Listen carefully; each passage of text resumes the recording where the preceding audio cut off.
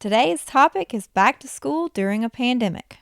Dr. Jeannine Jannot is the author of The Disintegrating Student, Super Smart and Falling Apart. As a student and parent coach, Jeannine understands better than anyone how the idea of back to school right now feels like a disaster waiting to happen. She's witnessing firsthand families who are anxious, angry, and arguing over what their child's education and future looks like. As tensions continue to rise, she just seemed like the only person who could offer some words of wisdom right now. In today's episode, we talk about what we can do to help ease the fear and frustration around going back to school. Go, Mommy! Go! The best mom ever. You are the best mom ever. This is the Go Get Mom podcast.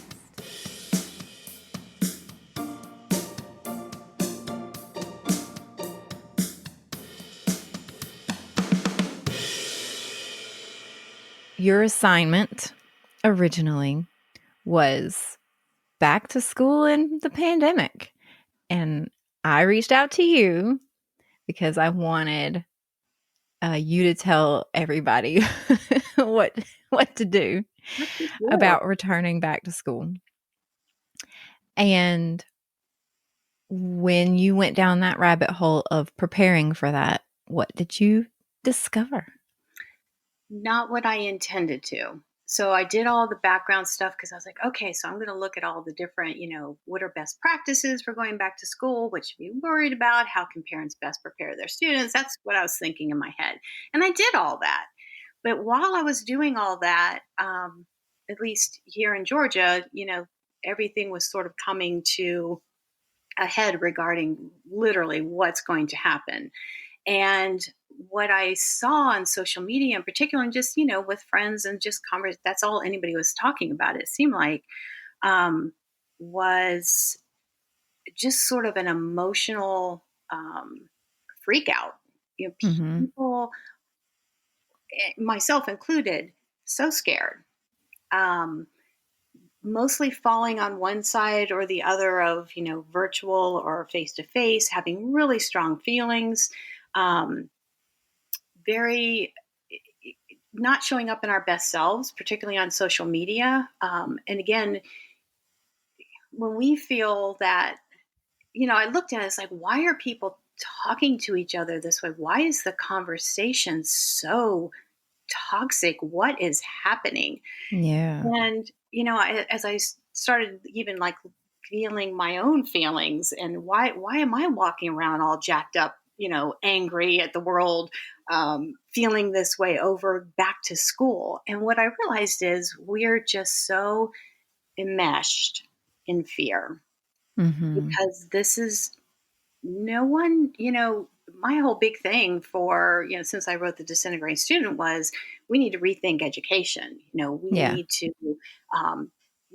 need to help our students because they're really suffering in our high stakes, high achievement culture.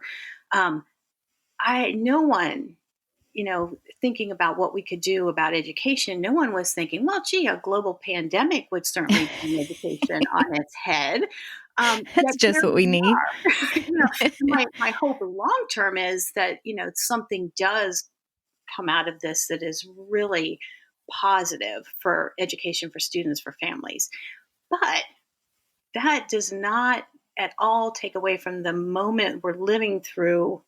I feel like we're the sausage being made right now. We're just in such crisis mode. We are in such fear and uncertainty that we don't know what to do. So social media gives us this platform to, kind of put that, just vomit out all of our feelings.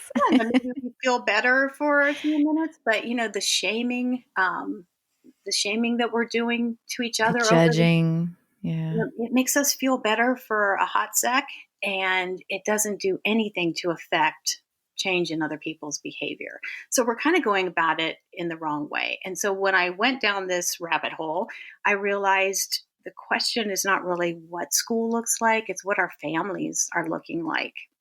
How are we showing up for each other in this really unprecedentedly difficult and challenging time um, in our lives. And so I came up with this is all about emotions. Um, how we need to approach going back to school has more to do with how we're going to self regulate our own um, emotions right now during this time. Mhm. Yeah, how are we going to survive the next, who knows? And at this point, I think we've all realized we don't know how long this will go on. We don't know if it'll get worse, if it'll get better, if school will go back to normal at all this year.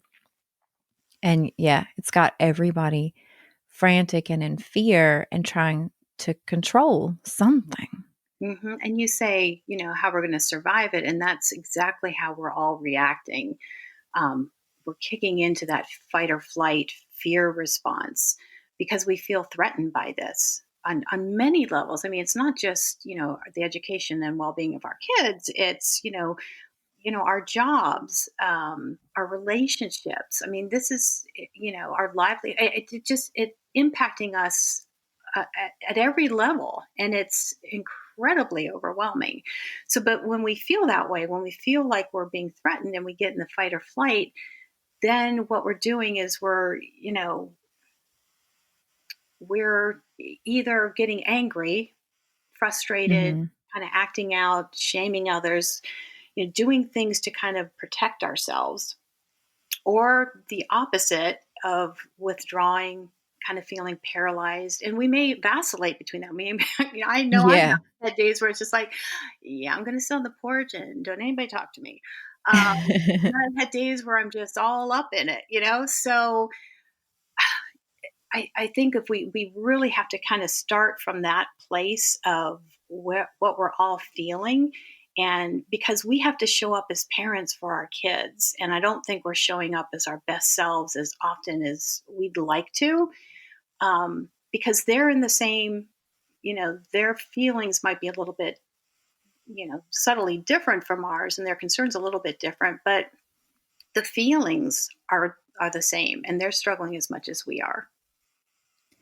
I mean, so then what, so that we can extend that grace to them, um, as we talked about before, what is the thing that we can control, the thing that is obtainable for where we can find the ability to extend that grace in the midst of, doing 100 Zoom call meetings for work, who still, they still have expectations of us. Schools still have expectations of the kids to show up and perform under who knows what circumstance, in this really like tornado of expectations that we feel on us. I worry about them falling on the kids Mhm. because we just don't have anywhere else to go, and we don't have that grace to extend. So where can we find it under this circumstance? So we're going to have to build it, um, be pretty intentional about it. And this is sort of going to be the challenge for the adults in the room. Um, we can't really put this on our kids, but the key is going to be communication, and connection. Those, and part of that is listening. So, one of the things we do as parents is when we listen to kids, regardless of their age, our reaction is usually to try to solve whatever problem they're having. Just come in and fix it. We cannot do that here. So we have to find a way to listen very carefully with without getting defensive, because a lot of times our kids are coming at us with stuff that we're doing that's troublesome for them, particularly when we're living, where we're in such tight, living spaces now. We're just not going out the way we used to, and we're not seeing all the other people. We're seeing our family a lot. So Mhm. when somebody's coming to us with that kind of information, we're listening defensively. So we're trying to think of why they're wrong. Um, we need to be very careful to listen for the emotion. So if our child is angry with us, um, why? Not necessarily what is the thing, but what's driving that emotion. So if they're super angry, it may be you can come away from that conversation and say, okay, I can see you're very upset. and what I'm hearing is you're disappointed that, you we can't visit grandma, or you're disappointed that, prom got canceled, or whatever the thing is that's sort of driving the bigger emotion, to help our kids feel heard. That's going to be more comforting to them and more reassuring to them and more supportive to them than if we say, okay, so here's how we fix this. Mm-hmm. 'Cause Yeah, they're just to not, empathize. yeah, they're not dumb. They know that this can't be fixed. They know their parents can't Right. fix this. So and I just found a study this morning, which I thought was just incredibly lucky. It just popped in my inbox. Yeah, definitely share that study again because that was pretty cool. So it comes out of Yale Child Study Center, and it was looking at conflicts with teens and parents right now. And they basically had I think they were ninth and 10th graders, one teen, one parent, who are journaling about their interactions with each other, over a course of many, many days, weeks. And what they found was that there was lots of conflict, surprise. Um, but there was something that actually mitigated the negative um, outcomes of conflict in a family, and it was warmth. It was parental warmth, and it was timely. So if there was a conflict in the day between the parent and the child, and there was warmth shown by the parent at some other point during that day, it mitigated those negative consequences, long-term Mm. consequences of the conflict. And this is pretty consistent with other research that's out there that says, what our kids need most from us is warmth and support.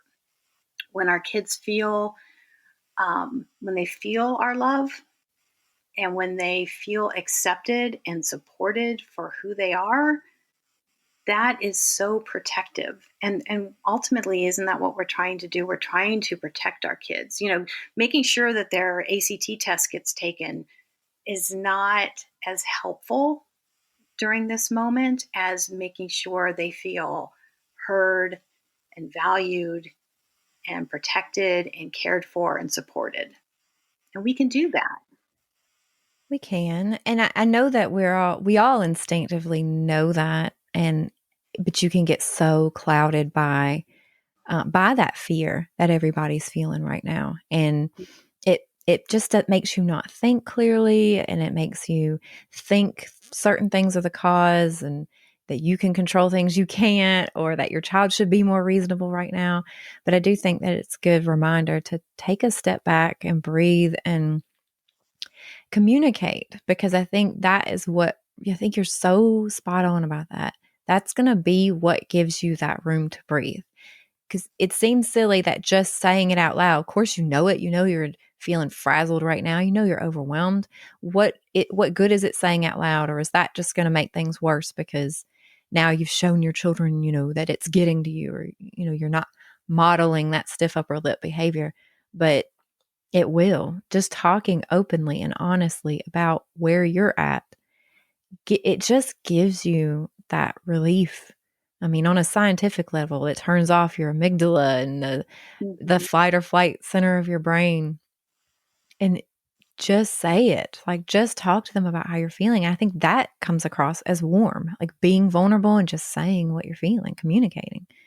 That reminds me of something so this was a couple months ago. So this is when, the Black Lives Matter, the protests were really starting. And I raised some woke kids.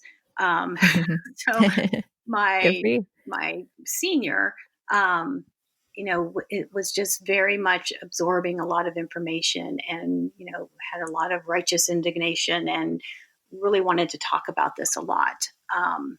And how I was feeling was I was watching the news probably too much, and we have police officers in our family. Um, and, with all the stuff going on with school and COVID-19, I couldn't process what she needed to talk about. And she needed a sounding board, but I had to say, my nervous system is just feeling super on edge right now. And could we go one day where we don't talk about this. And, I'll be happy to talk to you tomorrow about it. But right now, it's too much for me. Um, and she totally understood. I mean, I think she was a little surprised because for her, she was just, this was her one focus. She didn't have all the other things that she was really thinking about in the moment. But, I would hope that she would come to me, and do the same thing if I were, for example, and I could do this to her pretty easily. I could start today and just be like, so have you filled out your Common App? Have you registered on Naviance? Have you looked at what the application dates are for the thing? Have you looked at when you're going to take the ACT? I could do all that school stuff at her, and she would Mm-hmm. probably need to say to me, you need to stop because the nervous system cannot handle all that stuff. So I think I say that to say, this is a two-way street, and we don't need to be, superheroes. We're Right. human too, and we're, as parents and, teachers, educators, we're all taking on a whole lot right now. And I think we need to ask for what we need when we need it. And I think we need to listen for when the people in our lives, particularly our children, are either telegraphing that or explicitly saying it to us, that we need to be able to take those, step backs and go, okay, let's take a beat here and we'll circle back to this. Well, and I like that you shared that study earlier because the whole root cause, um, or I'm sorry, talking about the prick, that they're not necessarily showing you that they feel um, anything from that warmth that you're showing in those times of disagreeing. They can be kind of a prickly little cactus sometimes, Mhm. but that reminds us that they do hear us, even if you don't always see the effects of like the way you're coming across to them in that moment. But you extending grace and you staying warm and all of that is really going to pay off. They do hear that. They do feel that. Right. And they can model it later, which is super important. How we are handling this time of crisis in our lives as adults, we're we're actually teaching our kids how to deal with crisis. We're teaching either resilience, or we're teaching, sort of falling apart. And I think we all want to be on the side of resilience for that. We want our kids, our kids are very adaptable.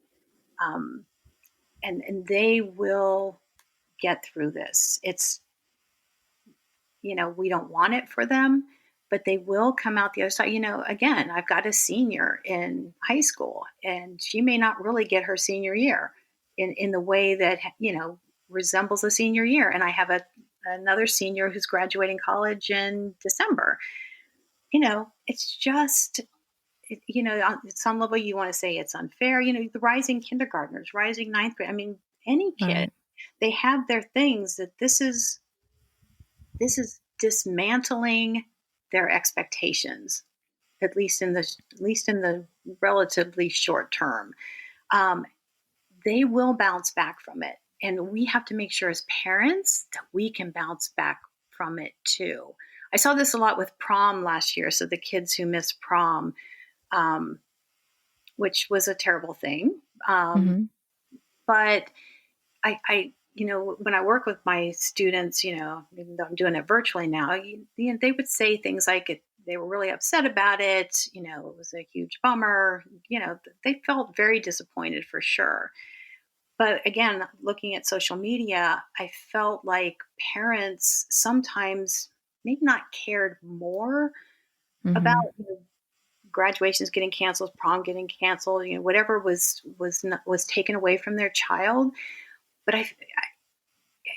they seemed to care more because they didn't let go of it. What I That's saw in the true. students I worked with was they moved on. Mm-hmm. And parents still months later were like, well, we're going to make sure this happens and we're going to do Yeah, this. And then my thought was, how much of that is for your child and how much of that is for you? And again, it's that issue of, what can I control? What can I, you know, fix here? And I think we'd be doing I think we'd be doing more of a service to our kids if we're showing up and just walking through the disappointment with them. Yeah. Well, I get it. It's that mama bear, mentality. And Mm-hmm. you're going to care more about how your children suffer than you care about your own suffering. But I think that is the thing is for that you're helping me understand and hopefully helping other parents understand that that instinct is real and that instinct is right, but how you're interpreting what your role is as that, quote unquote mama bear, the protector, Mm-hmm.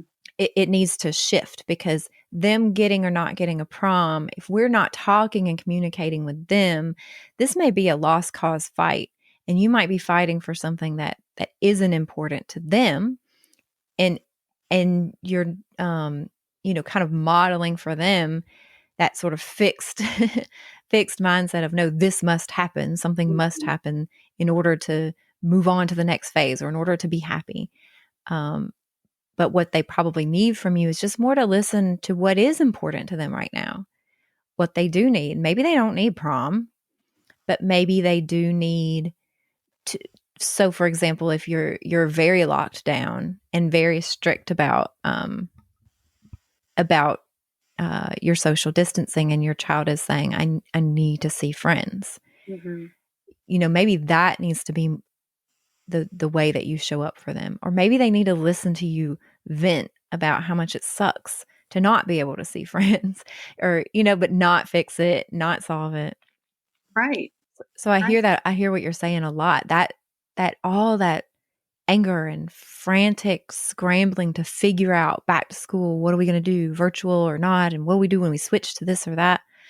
Um, that's not helping anyone even if we are able to control that. Um, And I which we feel like really can't. we're kind of pitting.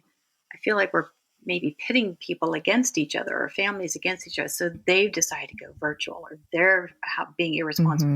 Mhm. I mean, that kind of talk back and forth. These are kids' relationships too. So, I know from my daughters that even on social media, their social media or their group chats and things like that, this is happening at their level too. This back and forth, who's right, who's wrong. Um, and it's not helpful in an already really difficult, challenging time. Well, and what do we say about, because part of that fear is our kids are going to fall behind. Isn't that a big concern? Is that we all are frozen, and frozen for a few weeks is one thing. I think we were okay dealing with that, the rest of the school year last year. But now we're entering a new school year. And like you said, senior year in your daughter's case, kindergarten year, formative social skills developing time for a child. How do we address that concern of falling behind? I'm so glad you asked that, because that was a concern I had starting back in March when, so many schools basically, we went home, we went virtual. Um, and again, my window through social media and even, friends and stuff, my window into the psyche of parents was a complete and total freak out of, how's the AP exam, or how are they supposed to master this lesson, and this is, it was so hyper focused on the academic piece of it. Mhm. And my instinct, and maybe it's just because I've been enmeshed in this stuff for so long, but my instinct was, I'm not really worried about the school right now. This is, for me, it was an emotional thing. It was something that we needed to process. So, like that first week that we went remote, I basically let my kids sleep as long as they wanted to, and Mhm. just do what they needed to do. Because I felt like if that were me, I would need that. I would need to just be able to, sit in my grief for what is happening. Um, and again, that's going to vary by age, but that's all to say we probably need to at least be willing to consider dropping our standards a bit to meet the moment. it's not like it's just your school or just your child who's Right. being, pulled back and slowed down. It's everyone. Um, and I would much rather see us, lose some education, so to speak, you know, basically get behind on our standards and things like that, than everybody, the students come out of this with more mental health issues than they already have. Mm-hmm. Um, you know, we need to get out of this as healthy as possible, as unscathed as possible. And, my fear is that going into this next school year, if, for the particularly the students who are staying at home, if it's a constant back and forth between parent and child about school stuff, why aren't you doing your school stuff? How much time did you do? So did you get on your thing? How is it? That is going to be devastating. I don't Yeah. think that's going to be good for our kids. And again, when we do that as parents, we are operating from a well intentioned place. We love our kids. We want them to be successful. We want them to do their best.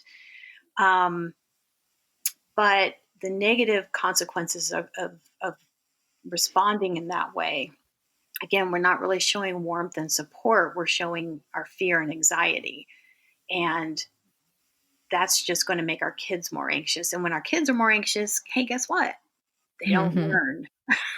No, that's what I keep thinking of time and time again is the hybrid homeschool where my son goes. They constantly say a child cannot learn until they feel loved and supported. Mm-hmm. Um, and so that's always been their priority. They share that phrase all the time. And that's still true. Now it's true everywhere. It's always was true everywhere. But now we're all kind of in a place where we're not that safe. We don't feel that safe right now. Um, Kids Exactly. might not be able to learn. Right. And I And think so it's maybe, oh, go ahead. I was just going to say that makes me think of just such a good opportunity for parents to get inside their child's head on this, which we forget to do sometimes, to look at it from their perspective. We as adults, if we're working from home, just think of those days where you've been really jacked up and really upset or angry or triggered in some way over what's going on. How much work did you get done? Yeah. How effective were you in your job? um, how was your focus? How much procrastinating did you do? Hmm. That's the reality of our kids in school.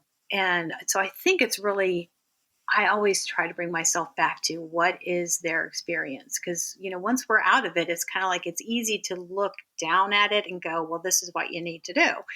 um, when you're living it, Yeah. not always that simple. So I think you bring up such a good point that it's this opportunity for us to um, know a little bit of what they're experiencing.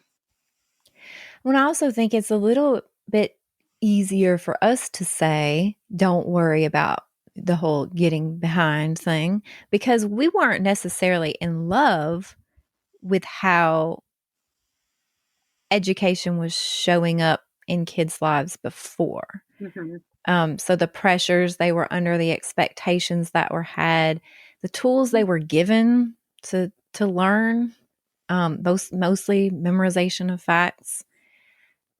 Those we weren't. I don't think. Maybe I don't want to speak for you, but I wasn't a huge fan. No, and it wasn't working. It hasn't been working for decades. Our kids are not engaged learners for the most part.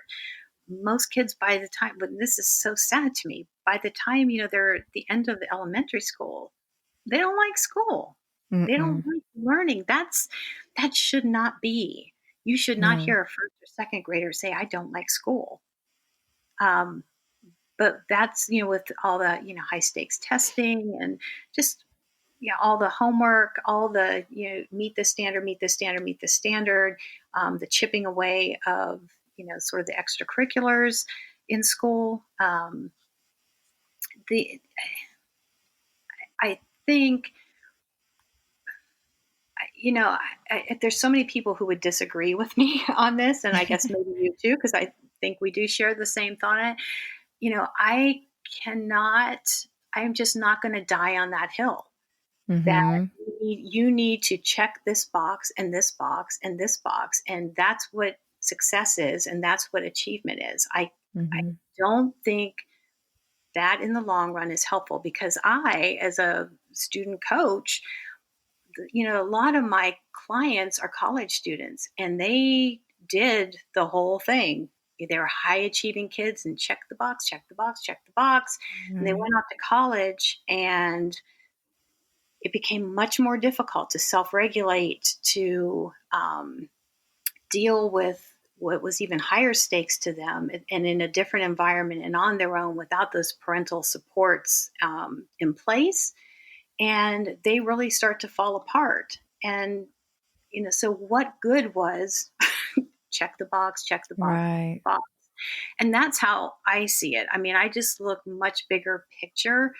Um, I I trust that my children are going to be okay, and I'm trusting Mm-hmm. that because of their character, because of their um, resilience, and, and because they're smart enough to figure it out. I Mm-hmm. don't care if they got a C in chemistry. That does not have any bearing on how successful I think they're going to be, in whatever their chosen careers are. And Mm-hmm. I'm just sort of willing to have expectations. I think that's really important. So I'm not saying you just let your kid go willy nilly and do or don't do. Definitely setting reasonable expectations for your child to reach their potential, and then back off. Because Mm-hmm. in the backing off, as hard as it is, and it was really hard for me to get to this point to be able to say this and really mean it and believe it. Mm-hmm. But, Mm-hmm. but what I've seen, and I see this with my clients, I've seen this with my own children, is then they can start living their kind of true self, and they can be intrinsically motivated from Mm-hmm. within to do what interests them. Now, they may be super not interested in doing math, and they may not show up for math, so to speak. You know what I'm saying? So they're not Yeah. necessarily, they could get an A in math, but they get a C, Yeah. and it's not their thing. But I look at that as, okay, is that going to be your thing? Are you going to do a thing where you really need to know a lot of high school math? Probably not. Right. Your thing writing? Okay. And that's where you put your time, your energy. That's where your passion is. That's where you excel. I'm okay with that. And, however that translates into college, or, whatever, career after high school, whatever that looks like, I'm okay with that too. I look at it, I have to say to myself, it's not my life. It's not Mm-hmm. my life. I'm not living my life through them. I may not like doing the things they're doing. So I constantly do go back to that. It's not about me. Um, Kind of mantra Right. in my head, because I can feel it in my body when it starts to become about me. Oh yeah, totally. And Same. we have to shut that down. Or my children will basically shut it down for me, because I basically have told them, if I do that, then you need to call me out. Yeah, they get used to that. Once they get that taste of freedom, then they really know how Mhm. to call you out, don't Absolutely. they? Absolutely. And it's all about consequences too, especially if we start with our younger kids, and trying to cultivate this love of learning and curiosity, and character, and valuing those kinds of things in our kids versus the grades, the achievements, the awards. You know, they're going to they're going to shine. They really Mhm. are. They're going to shine. It takes some trust for that to happen, trusting giving it some time for that transition to happen, especially if it's not how you've always done things in your household. But I think this might be a prime time for that type of transition for families, because the same way that you talked about the fear and lack of control is at the root of a lot of the anxieties and stresses that we're seeing about back to school. Our kids need control and autonomy as well, just the same as we do. And now it's like double robbed. Like the expectations are the same, I guess, to get the same grades they were getting before. But now they're at home and mom and dad can watch over every move they make, or they can watch over every assignment that they have. I think this is a great time to, because you're probably overwhelmed anyway and you have your own stuff to worry about, to practice giving them that autonomy and accepting that maybe they will not perform as well, but that it's what's best for them in the long run. Mental health, physical health, all of it. If you really don't want them to get quote unquote behind, I would worry more about that type of getting behind, because like you said, when you see these kids enter college, it a lot of times breaks them and they struggle with like self-regulation because everything was structured and managed for them prior to that. And I think this time that we're going through right now, where if they're not learning from home, they probably will be soon, is letting that be on them. Like you said, set up a frame of structure. Maybe they have to work on schoolwork for a certain number of hours a day or whatever. But that you're not watching over every assignment, and that you're not ensuring that everything that gets turned in is going to be an A plus. Mm-hmm. But letting it go willy nilly for a little while and see what happens. Because I know for us, we did that. It was terrifying. And now I wouldn't trade it for the world. Mm-hmm. And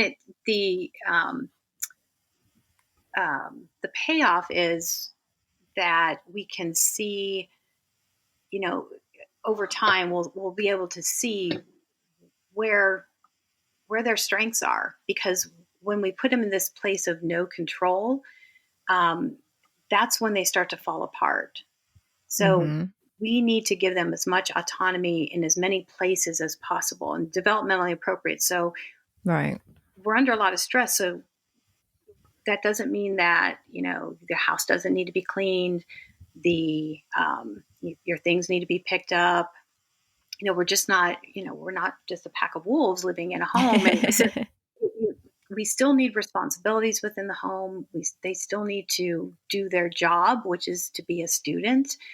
They just can't hear the message that the only thing my parents care about are my grades or how I'm doing Mm-hmm. in school. And if we're on top of them all the time and we're taking that control away from them, that's what they're going to hear, that they value me for what I do at school. And even if it's not true, and oftentimes it's not the case, that's not really what the parent feels, but Right. it's certainly what they're communicating, because they're so fearful about all the school stuff that it comes across to the kid that, okay, well, I guess all you care about is whether I get an A in this thing or whether I get my homework done. You don't Right. care that I'm really upset about my friend, or you don't care that blah, blah, blah. Again, maybe not based in reality, but if that's what they're feeling, that's definitely problematic. Definitely problematic. Yeah. And I think you can field a lot of that based off what you said earlier about communicating, just keeping a line of communication open. And I think that's what's Um, going to be the key for, going back to school. That, we need to sit down with, as a family and get on the same page. And even if you've got littles, you know, getting their input, because again, by asking them and saying, so here's the situation.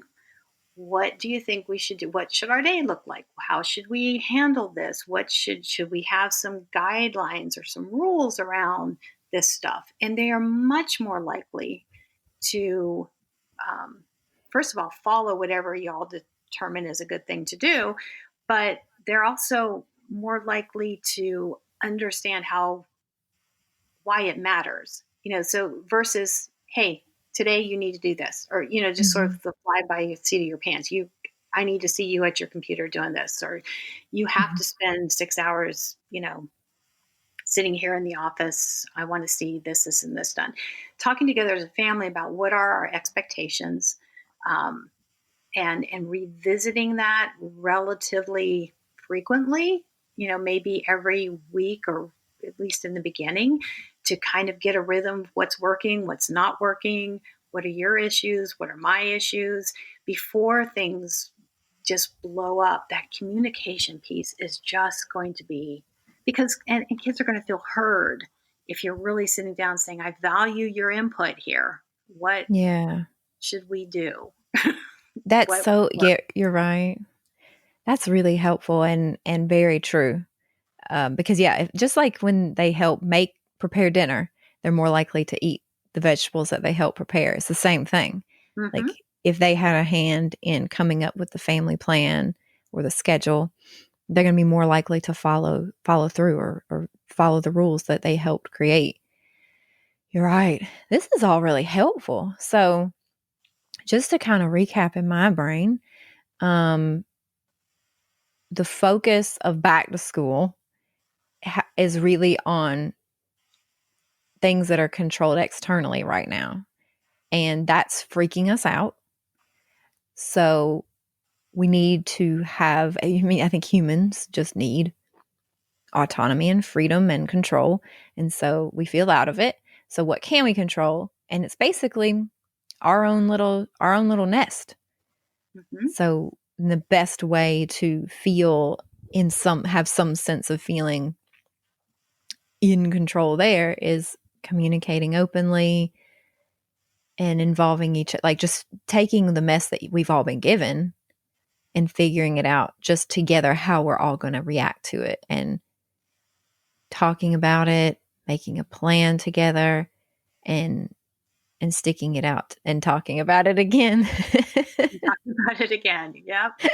And just being so in touch with, again, getting really granular with our feelings. Um, you know, if we're feeling fearful, if we're feeling angry, to even go deeper than that, specifically, what is it? Is there an imminent threat that you feel? Is there, what is it that's behind it? Does Mm-hmm. somebody, give you a snarky comment or try to shame you on Facebook? You know, where are the emotions coming from? Both from, the parents' standpoint, but also we need to help our kids do that as well because they have as big emotions as we do. That's true. Well, thanks. You're giving me some hope here. I mean, I go, and I have hope too, and I vacillate honestly between grief and hope, which are not, Mm-hmm. Every they're day is a not, new day. yeah, they're not compatible, but that's okay too. I think sometimes we feel like we have to pick a team when it comes to our emotions, and I can simultaneously grieve for what's been lost and the situation we're in, and at the same time be hopeful. Mm-hmm. So, I think again, we have to cultivate that in ourselves, but we need to help our kids be able to do that too, to see that's okay. It's okay to be positive 1 minute and to also feel bad or disappointed in another minute. Yeah, about the same thing. Mm-hmm. Yeah, I know. So often get asked, like, how are you handling this? And I'm just like, it really depends on the day. Like, Or I don't know. I don't have a solid answer to that question at all. Like some days it's the best thing ever. And I do. Have you ever read the book? What is it? Tribe. I Who's it don't think by? so. Oh, I can't think of who it's by. It's called Tribe. It's really actually written more like about veterans and PTSD, but I take away so much from that book that applies to human nature. Um, because it talks about like it looks at studies that show PTSD seems to be more like better determined based on the environment you're returning to or the environment that you're in post the traumatic situation, Mm-hmm. not so much the situation that occurred.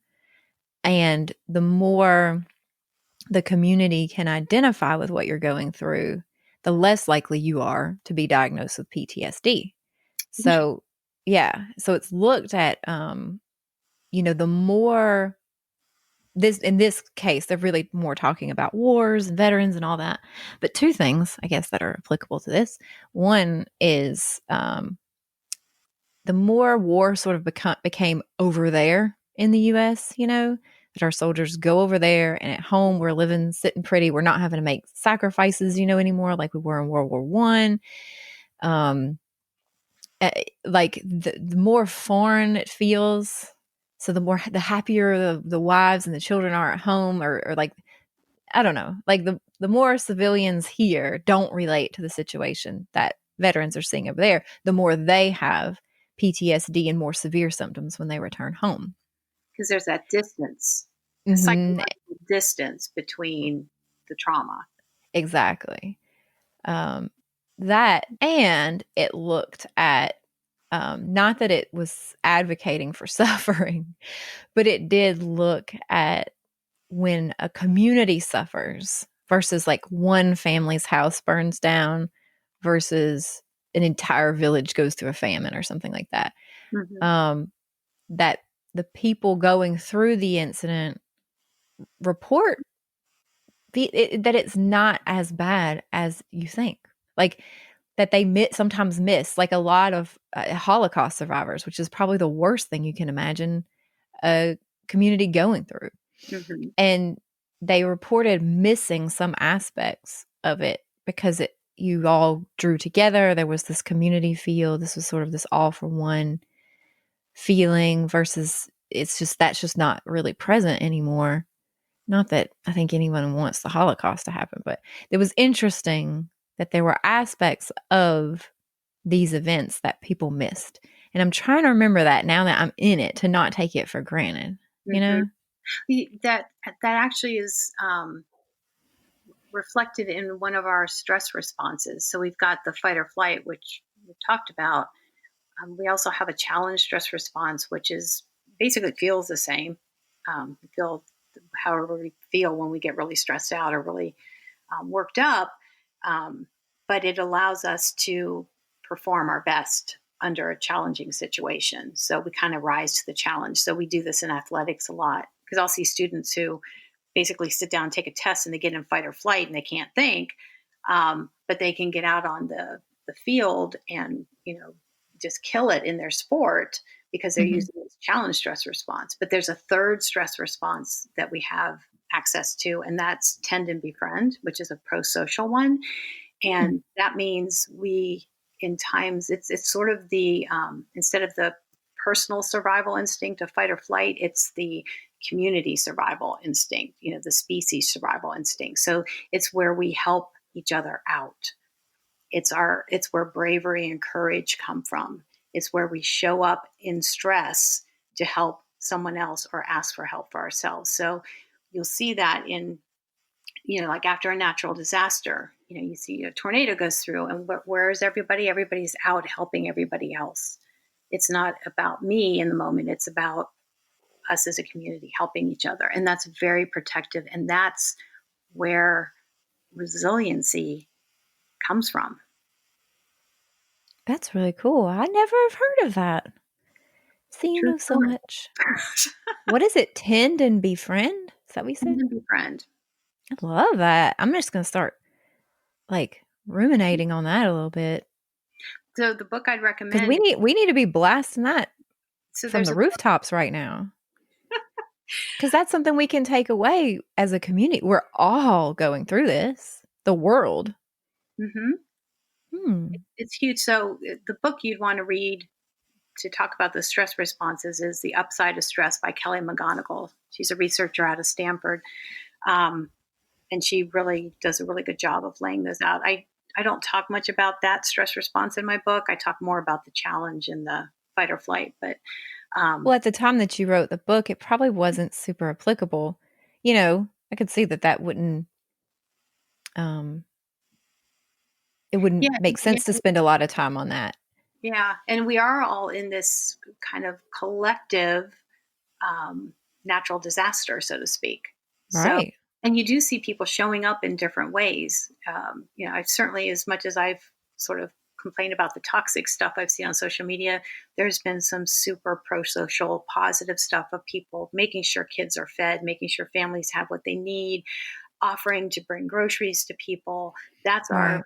that's that tend and befriend stress response. If there's actually oxytocin in our stress response, which is the kind of the love hormone, the cuddle hormone that bonds us to people.